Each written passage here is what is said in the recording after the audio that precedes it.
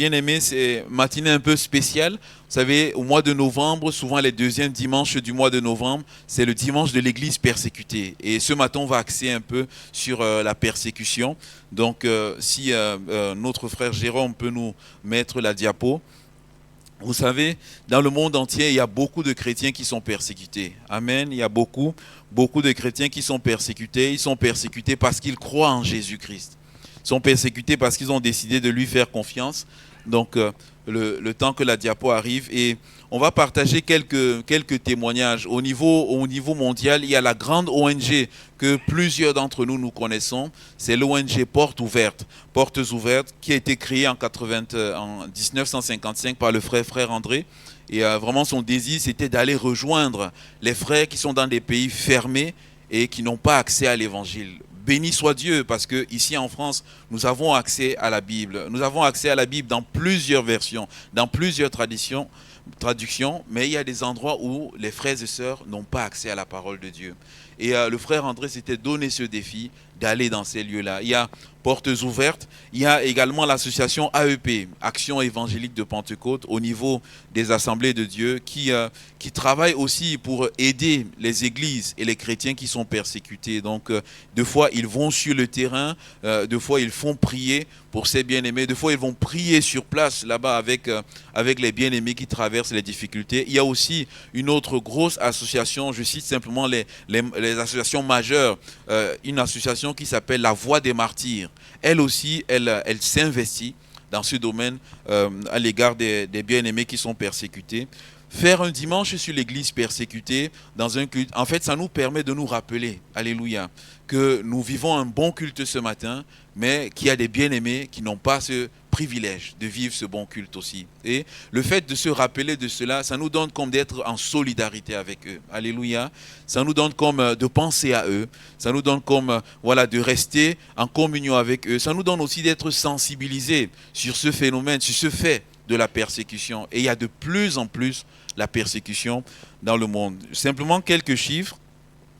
Toujours sur le site de Portes Ouvertes, plus de 360 millions de chrétiens sont fortement persécutés dans le monde. 360 millions, ils sont persécutés. C'est énorme comme chiffre. Et aujourd'hui, il y a 76 pays dans le monde entier où les chrétiens sont fortement persécutés. Dans le monde dans lequel nous sommes. Et lorsque Portes Ouvertes, chaque année, chaque début d'année, pour ceux qui connaissent, Portes Ouvertes établit un plan des pays, des 50 pays où les chrétiens sont le plus persécutés. Et moi, je nous encourage vraiment ce matin à pouvoir se procurer ce plan-là et de pouvoir prier. Prier pour ces chrétiens qui sont persécutés. Ça peut être 50 jours de prière pour l'église persécutée. Or, comme dans une année, il y a plus de 50 jours, on peut renouveler 2 fois 50 ou bien 3 fois 50 pour penser à ces bien-aimés qui sont persécutés. Et acte 14, les versets 19 à 22. Acte 14, 19.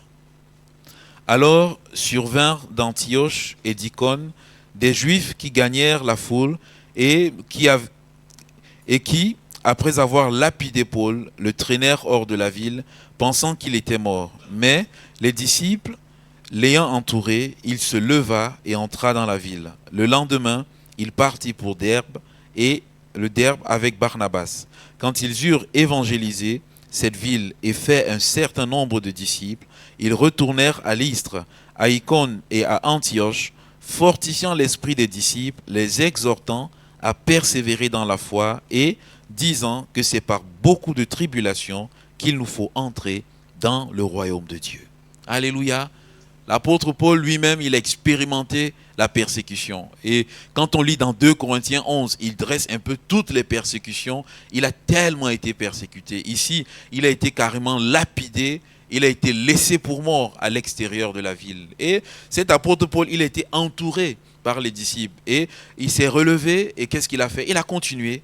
Il est parti dans toutes les villes où il avait formé les disciples et il est venu comme les exhorter, les fortifier dans la foi. Il les encourage à persévérer dans la foi. Alléluia. Et ce matin, je veux aussi nous encourager. Persévérons dans la foi. Peut-être que nous ne sommes pas persécutés pour l'instant. Peut-être nous avons des souffrances, nous avons des difficultés, mais le Seigneur veut nous encourager à persévérer dans la foi. Peut-être qu'il y a quelqu'un qui ne connaît pas le Seigneur et qui se dit, en connaîtrant le Seigneur, je risque d'être persécuté. Mais moi, je veux simplement lui dire, mets ta main dans la main du Seigneur parce que tu as une plus grande part que lorsque ta main n'est pas dans la sienne. Alléluia. C'est vrai, il y aura la persécution, mais à la clé, il y aura le royaume de Dieu. Alléluia. À la clé, il y aura le paradis. L'apôtre Paul dit, c'est par beaucoup de persécutions, c'est par beaucoup de tribulations, des épreuves qu'il faut entrer dans le royaume des cieux.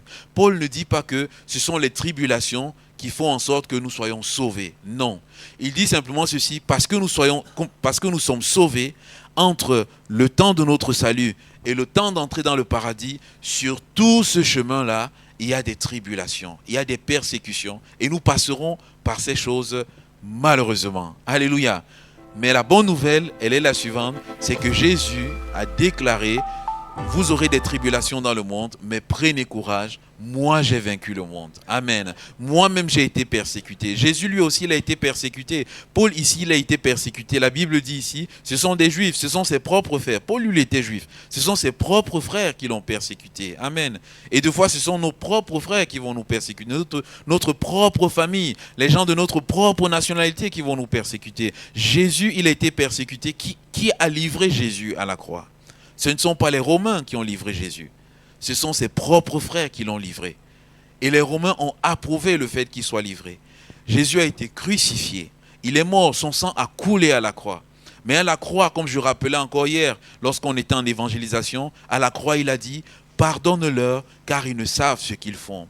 Jésus mourait à la croix afin de nous donner la vie éternelle. Jésus mourait à la croix afin de nous donner une entrée au paradis dans le ciel. Alléluia. Jésus, il a été persécuté afin que les âmes soient sauvées. Alléluia. Et il nous dit, moi j'ai vaincu la mort. Moi j'ai vaincu la persécution et j'ai triomphé. Alors mon frère, ma soeur, mets ta main dans la mienne et je vais t'aider à traverser ce chemin de douleur. Quand il dit dans Jean 16, 33, il dit, je vous dis ces choses afin que vous ayez la paix. Seigneur Jésus, comment pouvons-nous avoir la paix alors que tu nous dis qu'on va traverser les persécutions? Comment pouvons-nous avoir la paix alors que tu nous dis que notre vie ne sera pas toujours rose? Mais oui, parce que la parole de Dieu a une puissance. La parole de Dieu a une puissance alors qu'on met notre foi dans cette parole, elle nous communique une force, elle nous communique l'espérance. Lorsque vous voyez ces vidéos des personnes persécutées, des fois quand je les vois, je me dis, mais Seigneur, comment est-ce qu'ils font pour résister à cela? Seigneur, comment ils font? Deux fois d'autres sont enterrés vivants, bien-aimés. Comment ils font? Deux fois d'autres sont emmaillotés dans des sacs. On verse de l'essence sur eux et on les brûle. Mais Seigneur, comment ils font? Mais la Bible nous dit, dans le temps de l'épreuve, Dieu, il est celui qui vient et qui nous fortifie. Dieu est celui qui fait descendre sur nous l'esprit de gloire. Et l'esprit de gloire déploie dans notre vie une force que nous ne pourrons expérimenter que lorsque nous serons dans les temps difficiles. Amen. Il ne pourra pas nous donner cette force avant, puisque nous ne sommes pas dans les moments difficiles. Mais lorsque nous sommes dans les moments difficiles, il dit Dieu qui est fidèle, il saura aussi nous donner la force pour supporter cette épreuve. Amen. Alors mon frère, ma soeur, peut-être que à la vue de ces choses, peut-être que dans ton cœur, il y aura une crainte de la persécution. Moi, j'aimerais simplement nous dire ce matin, n'ayons pas peur. Alléluia. S'il y a la peur qui est là, rapidement ressaisissons-nous et disons-nous que Jésus, au moment venu, nous donnera la force qu'il faut pour tenir ferme. Amen. Et nous pourrons aller de l'avant. L'apôtre Paul, il est lapidé.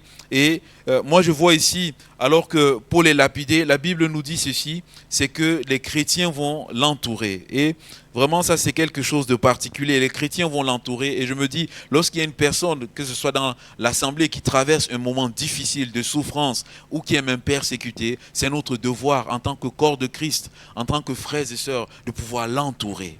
Amen. L'entourer, c'est de la chaleur qu'on veut communiquer. L'entourer, c'est de dire, nous participons avec toi dans ta souffrance. Nous voyons ta souffrance, nous voyons tes larmes et nous voulons que tu puisses te relever. Et la bonne nouvelle, c'est qu'alors que les chrétiens ont entouré l'apôtre Paul, qu'est-ce qui s'est passé? Paul s'est relevé.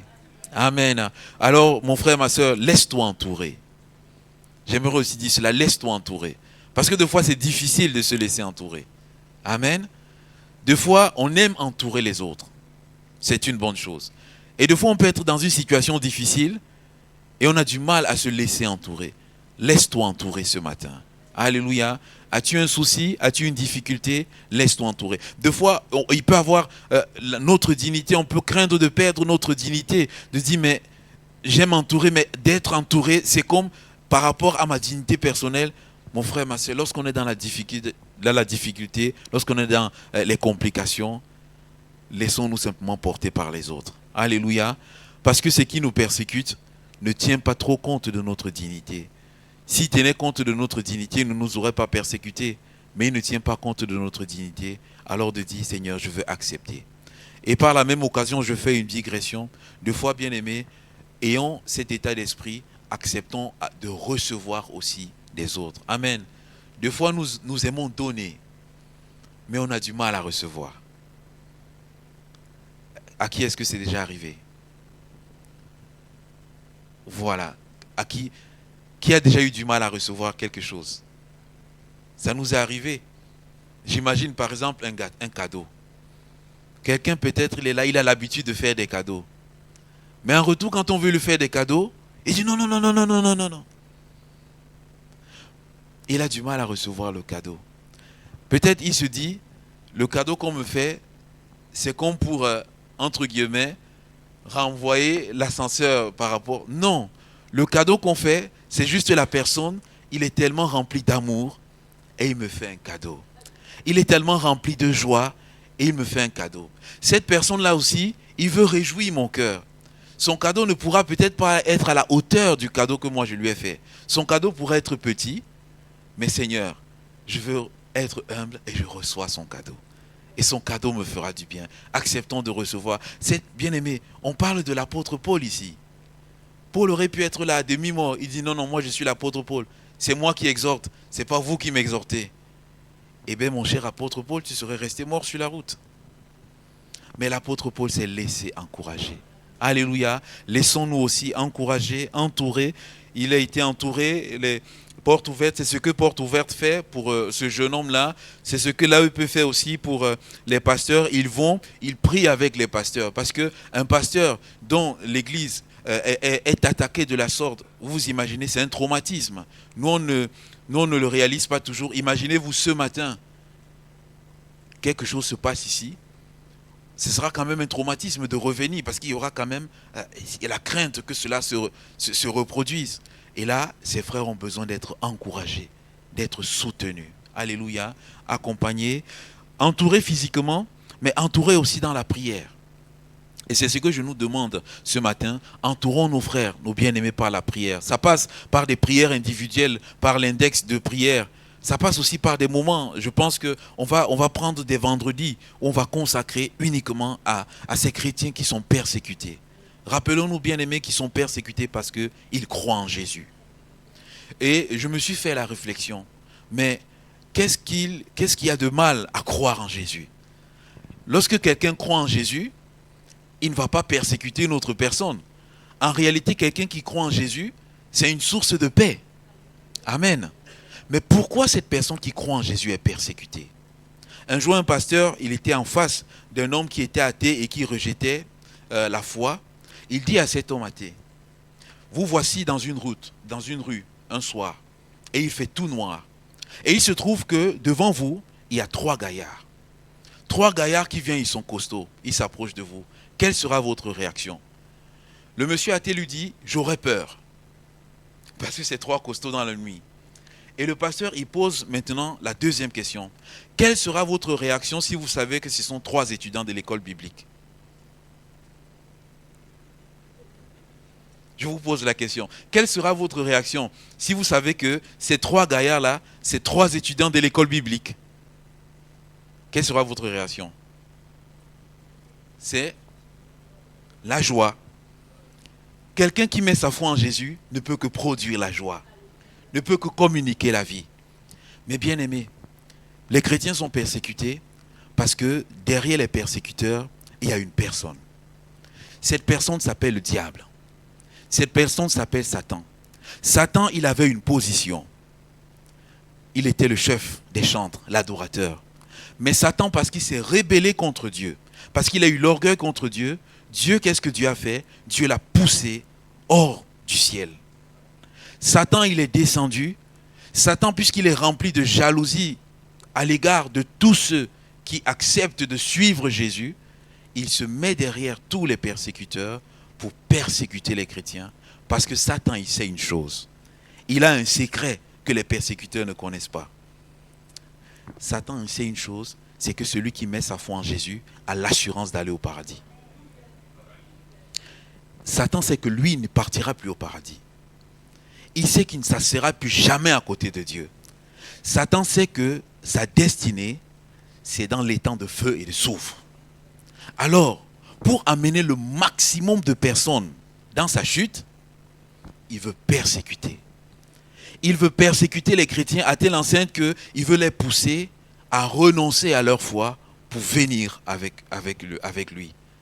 Mais la grâce de Dieu aidant, le chrétien, il persévère, même si la fin de la persécution c'est la mort, il sait qu'il sera au paradis avec son Seigneur. Alléluia. Bien-aimés, voilà la raison pour laquelle ceux qui mettent leur foi en Jésus sont persécutés. C'est Satan qui est derrière. Alléluia. Mais la Bible nous dit que Jésus, en mourant à la croix de Golgotha, il a écrasé la tête de Satan. Alléluia. Il a dépouillé Satan de sa puissance. Il dit, ne craignez pas celui qui peut tuer le corps et qui ne peut pas faire périr l'âme. Alléluia. Craignez plutôt celui qui est capable à la fois de faire périr le corps et de faire périr l'âme. Alléluia. Oui, Satan pourra faire périr mon corps, mais mon âme ira au paradis vers Dieu. C'est ce qui est la plus grande part. Alléluia. Qui ici ce matin voudrait un jour se retrouver en enfer? Je pense que personne d'entre nous ne voudrait se retrouver en enfer. Alléluia. Alors Seigneur, je veux mettre ma foi en toi et je sais que je vais triompher. Le fait d'être d'entourer, c'est aussi entouré par des dons, entouré par des parrainages. Notre assemblée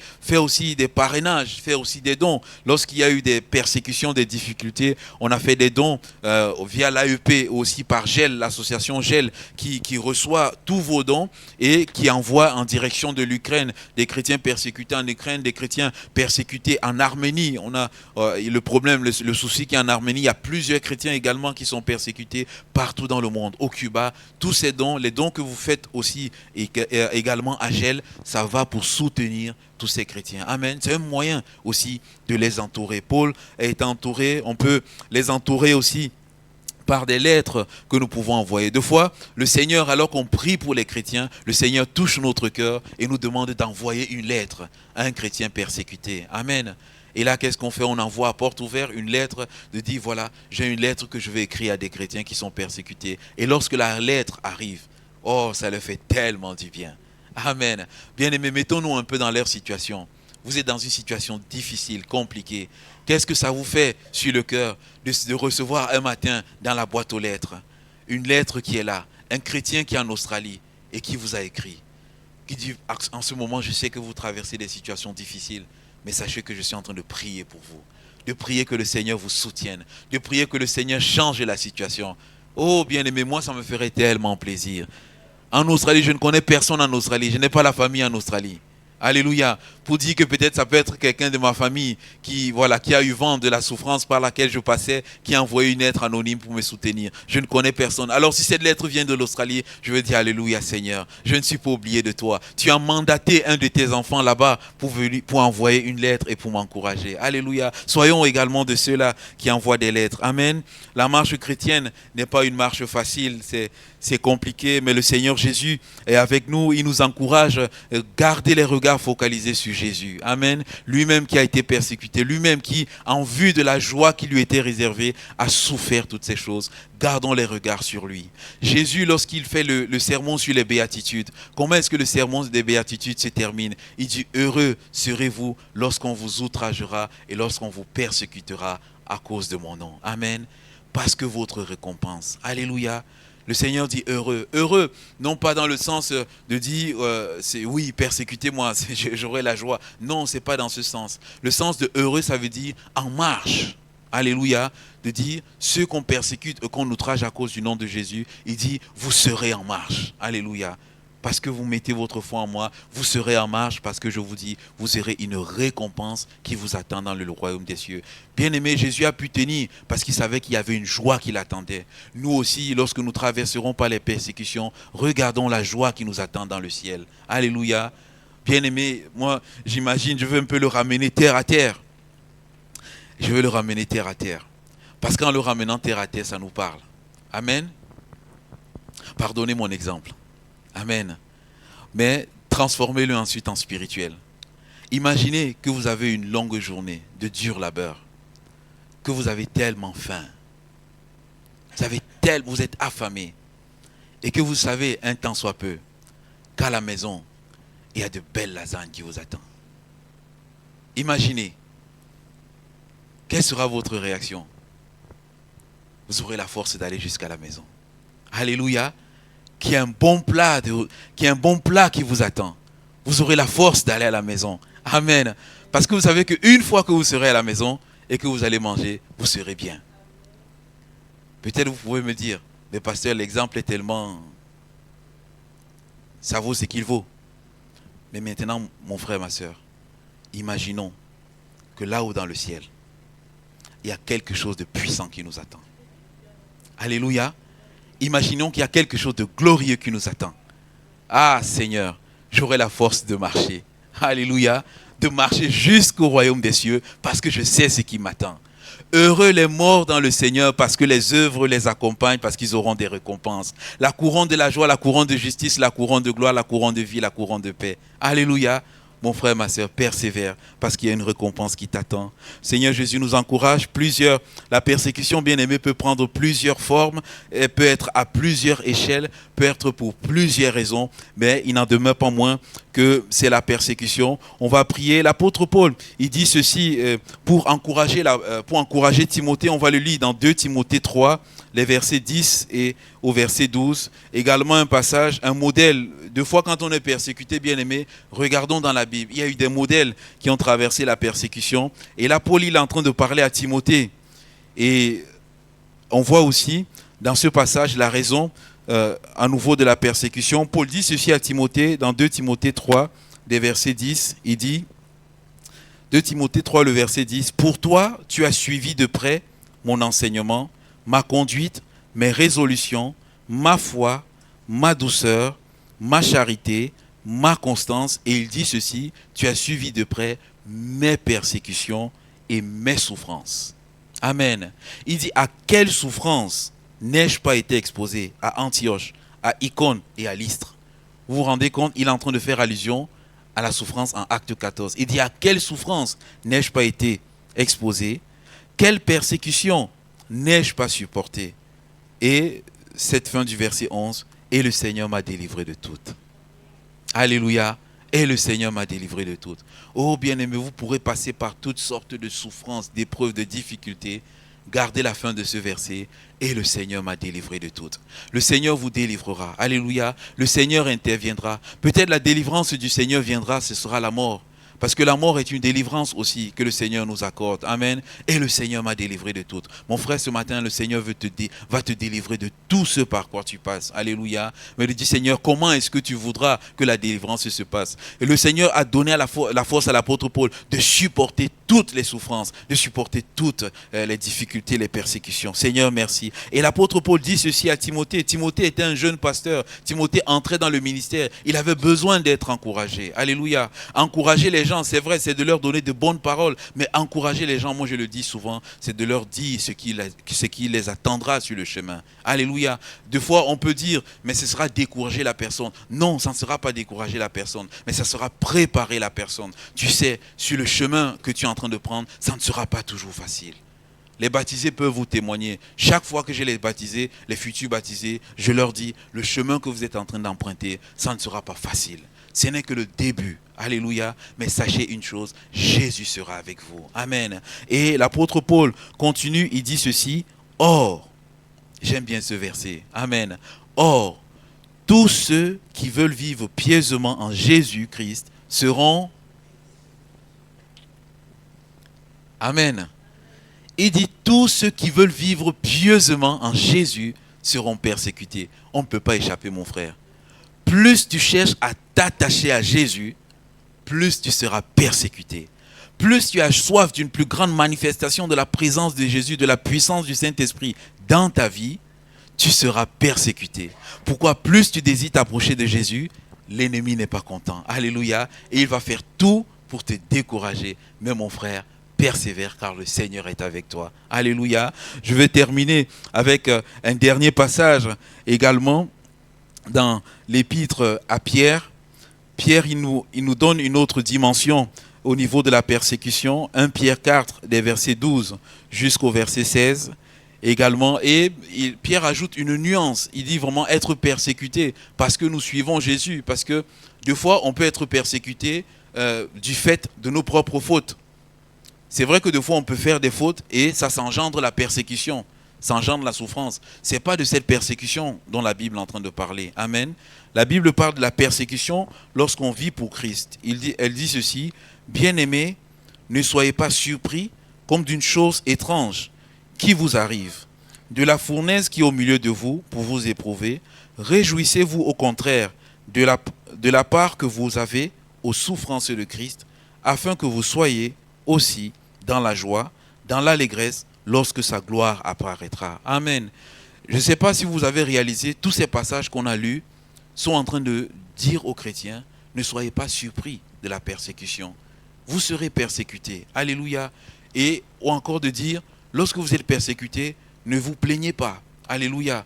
Ne dites pas à Dieu, mais pourquoi il me persécute?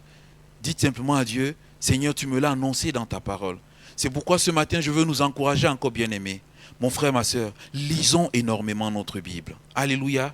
Lisons abondamment la Bible. Et c'est quand on lira cette Bible qu'on va se rendre compte que, mais finalement, Seigneur, tu avais prophétisé toutes ces choses. Amen. Tu avais prophétisé toutes ces choses. Et puisque tu as prophétisé toutes ces choses, la fin sera glorieuse. La gloire de Christ lorsqu'il apparaîtra. Amen. Il dit, c'est pas étrange. Il parle de la fournaise. Et quand on parle on pense à la fournaise qui est au milieu de nous. Moi, je pense, quand j'ai lu cela, j'ai pensé à Daniel et ses 3 amis.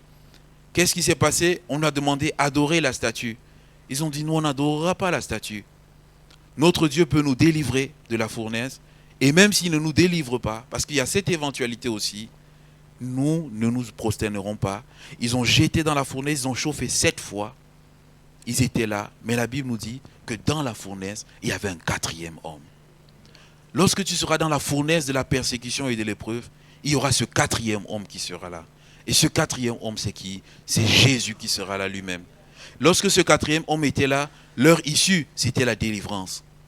Deux fois l'issue, ce ne sera pas la délivrance, mais le 4e homme sera là pour t'amener avec lui au ciel, au paradis.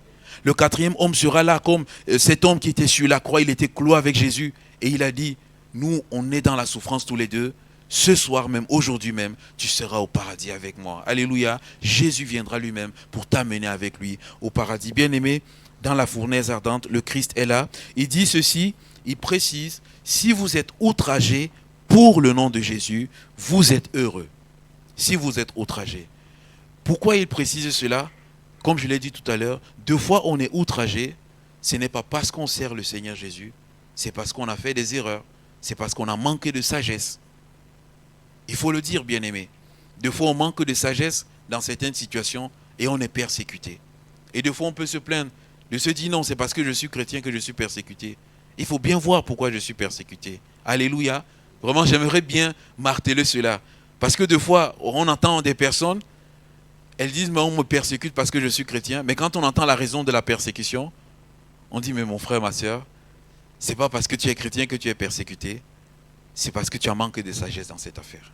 Alléluia. Si vous êtes outragé. Alors il dit ceci, si c'est vraiment pour le nom de Christ, il dit, vous êtes heureux parce que l'Esprit de gloire, l'Esprit de Dieu repose sur vous. Il est blasphémé par eux, mais il est glorifié par vous. Que nul de vous, en effet, ne souffre comme meurtrier ou voleur ou malfaiteur ou comme s'ingérant dans les affaires d'autrui, mais si quelqu'un souffre comme chrétien, qu'il n'ait point honte et que plutôt il glorifie Dieu à cause de ce nom. Alléluia, mon frère, ma soeur, que le Seigneur nous bénisse. Voilà, je clôture ces moments et je veux nous encourager à pouvoir prier. Amen. Y a-t-il quelqu'un ce matin qui passe par la souffrance? On va prier pour lui. Qui passe par des persécutions dans tout genre, à tout niveau, on veut prier pour lui ce matin. On veut également prier, penser à nos bien-aimés qui sont à l'extérieur, qui sont dans ces pays persécutés. On veut dire, Seigneur, on veut te prier, que tu les bénisses. Alléluia. Y a-t-il quelqu'un peut-être qui craint ce matin de mettre sa vie dans les mains de Jésus à cause de la persécution? J'aimerais lui dire, ne crains pas de donner ta vie à Jésus. L'issue de cela, ça sera la gloire et le paradis. Alléluia. Que Dieu soit béni. Prenons un temps, on va prier et on va demander au Seigneur sa grâce. Amen. Seigneur notre Dieu, merci encore pour cette matinée. Merci pour ce moment. Seigneur, tu nous fais la grâce de nous rappeler encore ces choses. Tu nous dis que nous serons persécutés. Ta parole est remplie d'exemples. Et ce matin, tous ensemble, nous voulons prier. Peut-être qu'il y a-t-il au milieu de nous, Seigneur, un bien-aimé qui traverse des temps de persécution. Ma foi, ça peut être dans la famille, Seigneur, ça peut être dans son voisinage, ça peut être dans son quartier. Il est persécuté simplement parce qu'il met sa confiance en toi. Seigneur, nous voulons te prier. Renouvelle la foi de ce frère. Renouvelle la foi de cette sœur. Seigneur, nous voulons te prier. Seigneur, qu'une portion exceptionnelle du Saint-Esprit lui soit accordée. Seigneur, que l'Esprit de gloire repose sur sa vie afin de le soutenir dans ce moment difficile. Seigneur, nous voulons, Seigneur, pleurer avec lui, Seigneur, parce que ta parole demande de pleurer avec ceux qui pleurent. Seigneur, nous voulons pleurer dans la prière. Nous voulons intercéder en sa faveur, que tu lui fasses grâce ce matin, qu'au sortir de ce moment, Seigneur, qu'il ait reçu une parole de ta part. Seigneur, sois béni. Merci parce que tu nous encourages, nous également, Seigneur, que nous passerons par des temps, Seigneur, de persécution. Et je veux te prier. Seigneur, tu as dit que l'Esprit de Dieu nous rappellera toutes ces choses. Je veux te prier qu'alors que nous traverserons la fournaise de l'épreuve,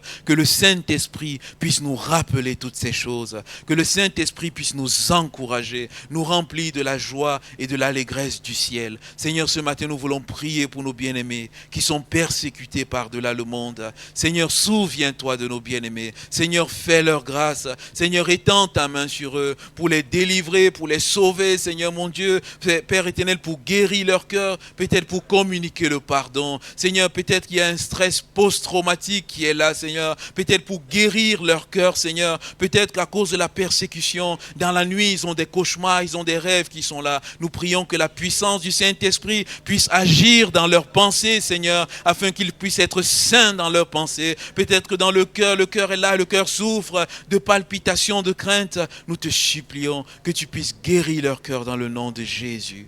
À toi seul soit la gloire, notre Dieu. Merci parce que tu es à côté de nous lorsque nous passons par la souffrance. Merci parce que lorsque nous sommes accablés, c'est toi qui nous soutiens, qui nous délivre. À toi seul soit la gloire et l'honneur ce matin. À toi seul soit la gloire et l'honneur, notre Dieu. Amen. Amen. Amen.